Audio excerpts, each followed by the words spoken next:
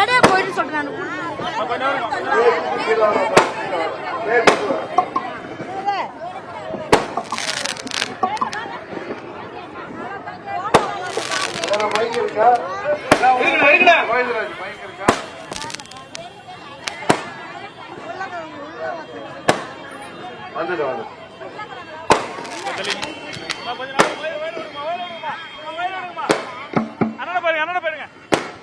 Hello hello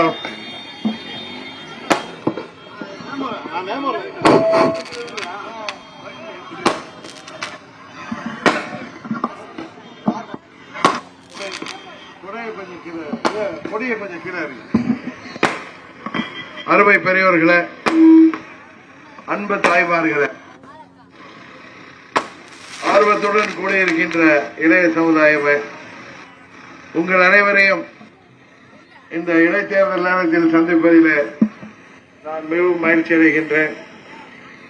நமது தேசிய ஜனநாயக கூட்டணியின் வெற்றி வேட்பாளராக ஐயா ராமதாஸ் அவர்களின் பாட்டாளி மக்கள் கட்சியின் வெற்றி வேட்பாளர் அருமை சகோதரர் சி அன்புமணி அவர்களை வெற்றி சின்னமாகிய மாம்பழ சின்னத்திலே வாக்களித்து நீங்கள் அவரை மாபெரும் வாக்கு வித்தியாசத்திலே வெற்றி பெற செய்ய வேண்டுமாய் உங்கள் அனைவரையும் பணிவன்போடு கேட்டுக் கொள்கின்றேன். இந்த தேர்தல் ஒன்றும் பொது தேர்தல் இல்ல, இதில் ஆட்சி மாற்றத்திற்கான தேர்தல் கிடையாது. உங்களால் ஆட்சியில் இருப்பவர்கள் கடந்த 3 ஆண்டுகளாக உங்களை ஏமாற்றி வருகின்ற இந்த திமுக ஆட்சிக்கு எச்சரிக்கை மணி அடிக்கின்ற விதமாக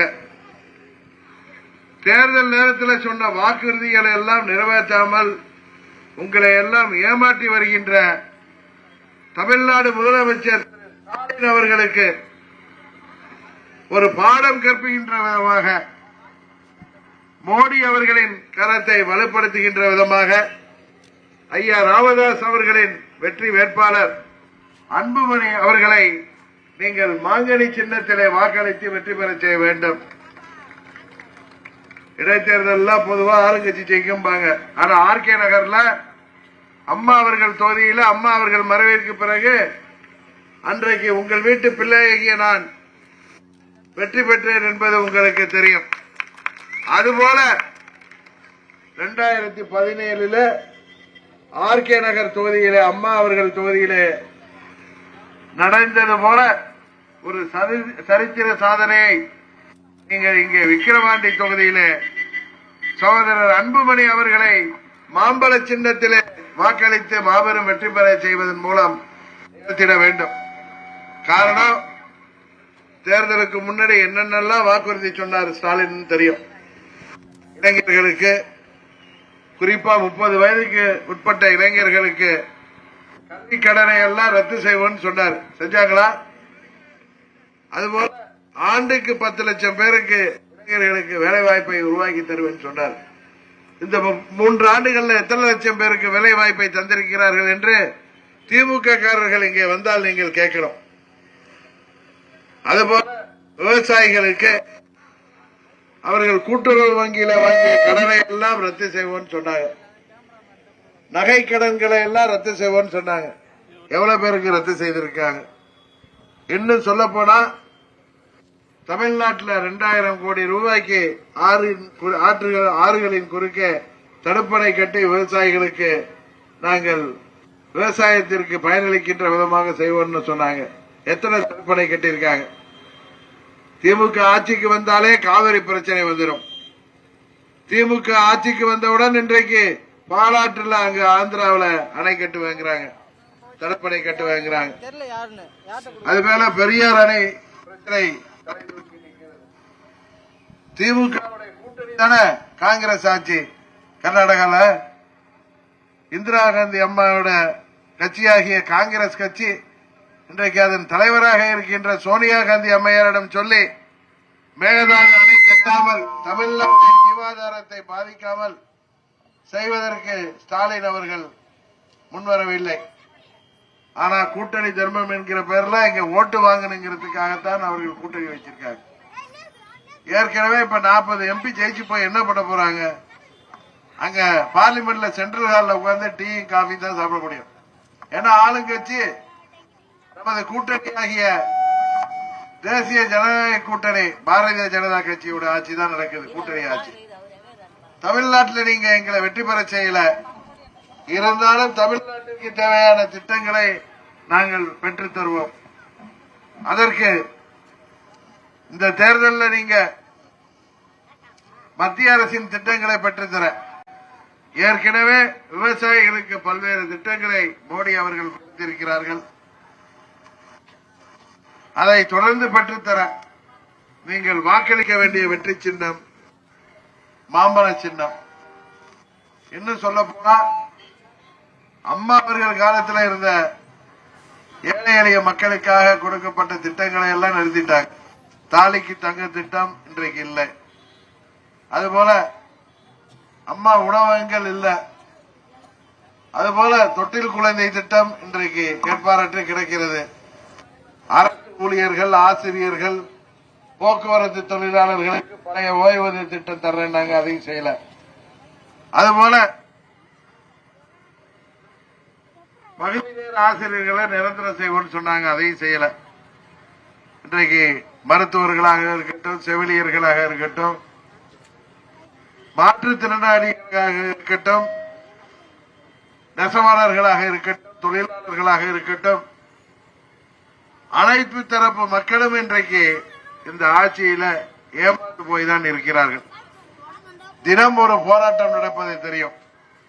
போதாக்குறைக்கு தமிழ்நாடு இன்றைக்கு போதை மருந்து விற்பனையின் சந்தையாக மாறிட்டு, இளைஞர்கள் எல்லாம் இன்றைக்கு கஞ்சா போன்ற போதைப் பொருட்களுக்கு அடிமையாகின்ற நிலைமை ஏற்பட்டிருக்கு. இன்னைக்கு பாத்தீங்கன்னா டெய்லி 2-3 கொலை நடக்குது தமிழ்நாடு முழுவதும். அரசியல் தலைவர்கள் மாத்திரமல்ல, அரசு அதிகாரிகள் மாத்திரமல்ல, பொதுமக்களுக்கு இன்றைக்கு பாதுகாப்பு இல்லை. இன்றைக்கு கூலிப்படை ஆட்சி தான் இங்க நடக்குது. போதை மருந்து வியாபாரத்தால, போதை மருந்து புழக்கத்திற்கு, கஞ்சா போன்ற போதை மருந்து பழக்கத்திற்கு ஆளான இளைஞர்கள் வேலை வாய்ப்பு இல்லாம 20 வயதுக்கு உட்பட்டவர்கள் தான் இன்றைக்கு கூலிப்படையில சேர்ந்து அவர்கள் இன்றைக்கு கைதாகிறதெல்லாம் பாத்தீங்கன்னா 20 வயதுக்கு உட்பட்ட இளைஞர்கள். அவர்கள் வாழ்க்கைக்கு வழி தெரியாமல் தீயவர்கள் கையிலே மாட்டிக்கொண்டு இன்றைக்கு கூலிப்படைகளாக மாறுகிறார்கள். எங்க பார்த்தாலும் செயின் அறுப்பு, செல்போன் திருட்டு, இதெல்லாம் ஈடுபடுறது பாத்தீங்கன்னா இளைஞர்கள் தான். காரணம், இளைஞர்களுக்கு வேலை வாய்ப்பு கிடைக்காமல் இந்த ஆட்சி ஏமாற்றி வருகிறது. மாணவர்களுக்கு சரியான வழிகாட்டுதல் இல்ல. ஸ்கூல்ல இருந்து வெளியில வந்தா போதை மருந்து சாக்லேட் விற்கிறாங்க. இதெல்லாம் யாரு இருக்காங்கன்னா ஆளுங்கட்சியோட தொடர்பு இல்லாம எதுவும் நடக்கல. இன்றைக்கு சட்டம் ஒழுங்கு தமிழ்நாட்டில் சந்தி சிரிக்குது. நேற்றுக்கு முதல் நாள் இரவு 7 மணிக்கு இது மாதிரி மக்கள் நடமாட்டம் உள்ள இடத்துல மாயாவதி அவர்களின் கட்சியின் தலைவர் ஆம்ஸ்ட்ராங்கிற வக்கீல் ரோட்ல கொலை செய்யப்பட்டிருக்கிறார். வந்து கொலை செய்தவர்கள் இளைஞர்கள் பார்த்திருப்பீங்க, எல்லாம் 20 வயது கீழே உள்ளவர் தான். பாவம், அவர்கள் யார் தூண்டி வந்தார்கள் என்பதோ தெரியவில்லை. இந்த ஆட்சியில காவல்துறை இன்றைக்கு செயல்படுகிறதா என்றே தெரியவில்லை. அமைச்சர்களுக்கும் முதலமைச்சர்களுக்கும் பாதுகாப்பு பணியை தவிர அவர்கள் பாவம் எதையும் கண்டதில்லை. இன்றைக்கு காவல்துறை சேர்ந்த நண்பர்களும் இன்றைக்கு இந்த ஆட்சி மீது மிகுந்த வருத்தத்தில் இருக்கிறார்கள். தேர்தல் வாக்குறுதியில் அவர்களுக்கு உரிய ஓய்வு கிடைக்கும் என்று சொன்னார்கள். ஆனால் 24 மணி நேரமும் காவல்துறை சேர்ந்தவர்கள் ஓய்வின்றி அவர்கள் உழைக்கின்ற நிலைமை ஏற்பட்டிருக்கிறது. இன்னும் சொல்ல போனால் தமிழ்நாடு இன்றைக்கு எப்படி பீகார், உத்தரப்பிரதேசத்தை சொல்லுவோமோ அது போன்ற நிலைமைக்கு ஆகிருக்கு. 5000க்கும் 10,000க்கும் உயிர்கள் இன்றைக்கு பறிக்கப்படுகின்றன.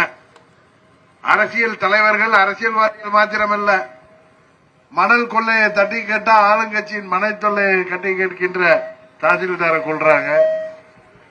ஆர்டிஓ மேல இறங்கி அவர்களை கொலை செய்கிறார்கள். இன்றைக்கு இந்த நாட்டில் யாருக்கும் பாதுகாப்பில்லை என்கிற நிலைமைதான் இந்த ஆட்சியில நடைபெற்றிருக்கிறது.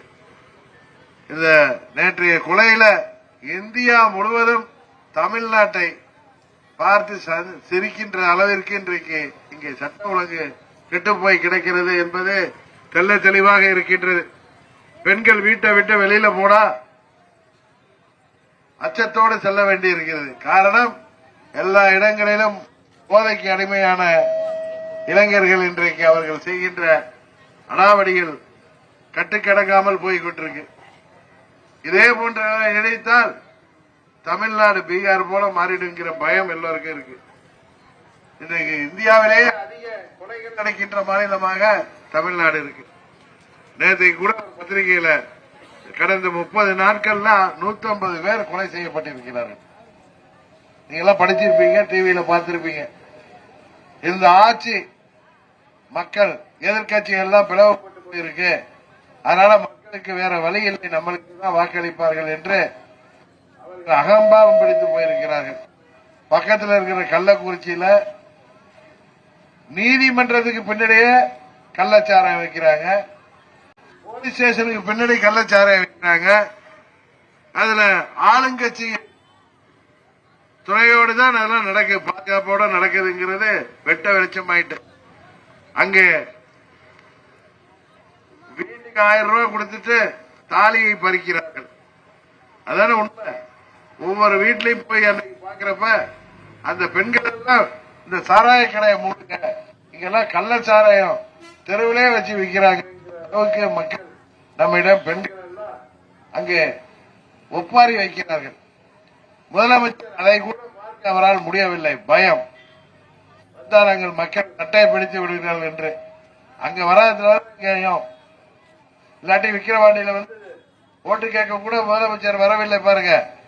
அவர் பையனை அனுப்பிட்டு அமைதியா வீட்டில் இருந்துக்கிறார். அவர் பையன் காவல்துறை பாதுகாப்புல போகாம தனியா வந்து இப்ப நாங்க வர மாதிரி வந்து ஓட்டு கேட்க முடியுமா? மக்கள் சட்டையை பிடித்து விடுவார்கள். இதுதான் உண்மை. அவ்வளவு கோபம். நீங்கள் இந்த கோபத்தை தணிக்கிறதுக்கு உங்களுக்கு 1000 2000 என்று கொடுத்து உங்களிடமிருந்து கொள்ளையடித்த பணத்தை உங்களுக்கே கொடுத்து உங்களை சுரண்டி பிழைக்கின்ற ஆட்சியாக இந்த ஆட்சி இருக்கிறது. தயவு செய்து எண்ணி பார்த்து உங்கள் வாக்குகளை அளிக்க வேண்டும். அதுபோல தேர்தலிலே போட்டியிடாத கட்சிகளைச் சேர்ந்தவர்கள், குறிப்பாக அம்மாவின் தொண்டர்கள் எங்கு இருந்தாலும் நமது பொது எதிரியான திமுகவை தீய சக்தி என்று புரட்சித் தலைவரும் டாக்டர் எம்ஜிஆர்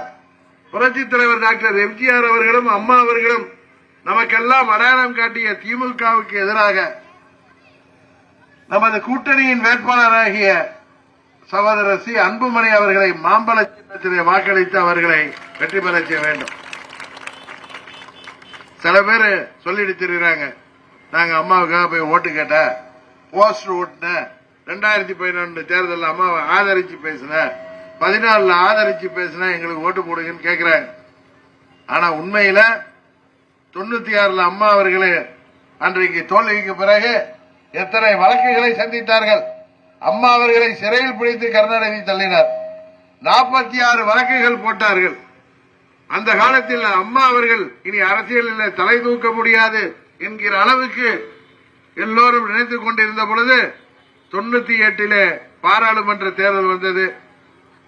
வாஜ்பாய் அவர்களை பிரதமராக்குவதற்கான தேர்தலில் அம்மா அவர்கள் தலைமையில் தமிழ்நாட்டில் அமைந்த கூட்டணியில ஐயா ராமதாஸ் அவர்கள் அம்மாவின் கரத்தை வலுப்படுத்துகின்ற விதமாக பாட்டாளி மக்கள் கட்சி 5 தொகுதியில போட்டியிடுச்சு. உங்களுக்கு தெரியும், 5 தொகுதியில 4 தொகுதியில வெற்றி பெற்றார்கள்.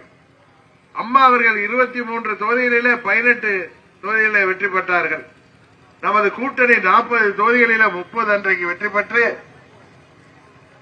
பிரதமராக வாஜ்பாய் அவர்கள் அன்றைக்கு வருவதற்கு அம்மா அவர்கள் உதவி செய்வதற்கு உறுதுணையாக இருந்தவர் டாக்டர் ஐயா ராமதாஸ் அவர்கள். 96 அம்மா அவர்கள் உட்பட அம்மாவின் கட்சி தோற்ற பொழுது இத்தோடு அம்மா அவர்கள் ஒளிந்தார்கள் என்று எதிரிகள் இன்றைக்கு பரிகாசம் செய்தார்கள். ஆனால் 98 தேர்தலின் பொழுது அம்மா அவர்களின் கரத்தை வலுப்படுத்தியவர் டாக்டர் ராமதாஸ் அவர்கள் என்பதை எண்ணி பார்க்க வேண்டும். அதுபோல 2001 பொதுத் தேர்தலில் அம்மா அவர்கள் மாபெரும் வெற்றி பெற்றார்கள், ஆட்சி அமைத்தார்கள். அந்த தேர்தலிலும் பாட்டாளி மக்கள் கட்சி நம்மோடு கூட்டணியில இருந்தது. ஐயா ராமதாஸ் அவர்களும் ஐயா மூப்பனார் அவர்களும் நம்மோடு அம்மா அவர்களுக்கு துணையாக நின்றார்கள். அந்த தேர்தலிலே அம்மா அவர்கள் மாபெரும் வெற்றி பெற்று ஆட்சி அமைத்தார்கள். இன்னும் சொல்ல போனால் 2009 சகோதரர் அன்புமணி ராமதாஸ் அவர்கள் மத்திய அமைச்சராக காங்கிரஸ் கூட்டணியில் இருந்த பொழுது, அவர் சுகாதாரத்துறை அமைச்சராக இருந்த பொழுது அந்த அமைச்சர் பதவியை கூட ராஜினாமா செய்துவிட்டு 2009 தேர்தலிலே அம்மா அவர்களுடன் கூட்டணிக்கு வந்த கட்சி டாக்டர் ஐயா ராமதாஸ் அவர்கள் தலைமையிலான பாட்டாளி மக்கள் கட்சி என்பதை நான் இந்த நேரத்திலே உரிமையோடு சொல்லிக் கொள்கிறேன். அதனால்தான் சொல்கிறேன், அம்மாவின் தொண்டர்கள் எங்கே இருந்தாலும் நமக்குள் இருக்கிற பங்காளி பிரச்சனையை எல்லாம் தள்ளி வைத்துவிட்டு நாம் அனைவரும் வாக்களிக்க வேண்டிய வெற்றி சின்னம் மாங்கனி சின்னம். நமது பொது எதிரியான திமுகவை வீழ்த்துவதன் மூலம் தமிழ்நாட்டில் ஒரு மாற்றத்தை உருவாக்குவதற்கு அம்மாவின் தொண்டர்கள் அனைவரும், உண்மையான தொண்டர்கள் அனைவரும் இந்த தேர்தலிலே மாங்கனி சின்னத்திலே வாக்களிக்க வேண்டும். நீங்கள் அளிக்கின்ற ஒவ்வொரு வாக்கும் திமுகவிற்கு எச்சரிக்கை மணியாக இருக்கும் என்பதை எண்ணி பார்த்து மாங்கனி சின்னத்திலே வாக்களித்து அருமை சகோதரர் சி அன்புமணி அவர்களை மாபெரும் வெற்றி பெற செய்ய வேண்டுமாய் பணிவன்போடு கேட்டுக் கொள்கின்றேன். இந்த நமது நேமூர் ஊராட்சியில இந்த இனிய நிகழ்ச்சிக்கு ஏற்பாடு செய்த நமது மாவட்ட கழக செயலாளர் அருமை சகோதரர் கோவிந்தராஜ் அவர்களுக்கும், விக்கிரவாண்டி மேற்கு ஒன்றிய கழக செயலாளர் சகோதரர் கோதண்டபாணி அவர்களுக்கும், விக்கிரவாண்டி கிழக்கு ஒன்றிய கழக செயலாளர் சகோதரர் தனிகாசலம் அவர்களுக்கும், நேமூர் ஊராட்சி கழக செயலாளர் சகோதரர் ரஞ்சித் அவர்களுக்கும், கிளைக்கழக செயலாளர்கள் சகோதரர் கார்த்திக், சகோதரர் முருகானந்தம் அவர்களுக்கும் மற்றும் இந்த இனிய நிகழ்ச்சியிலே இங்கே இருக்கிற நிர்வாகிகளுக்கு உறுதுணையாக இருந்த செயல்பட்ட கழகத்தின் துணை பொதுச் செயலாளர் முன்னாள் அமைச்சர் சண்முகவேல் அவர்களுக்கும், கழக துணை பொதுச் செயலாளர் முன்னாள் சட்டமன்ற உறுப்பினர் எம் ரங்கசாமி அவர்களுக்கும், புதுச்சேரி மேற்கு மாநில செயலாளர் சகோதரர் எஸ் டி சேகர் அவர்களுக்கும், புதுச்சேரி கிழக்கு மாநில செயலாளர் சகோதரர் முருகன் அவர்களுக்கும் மற்றும் அம்மா மக்கள் முன்னேற்ற கழகத்தைச் சேர்ந்த நிர்வாகிகளுக்கும், பாட்டாளி மக்கள் கட்சியைச் சேர்ந்த நிர்வாகிகளுக்கும், தொண்டர்களுக்கும், நமது தேசிய ஜனநாயக கூட்டணியைச் சேர்ந்த நிர்வாகிகளுக்கும், தொண்டர்களுக்கும் எனது நன்றியை சொல்லி விடைபெறுகிறேன். நன்றி, வணக்கம்.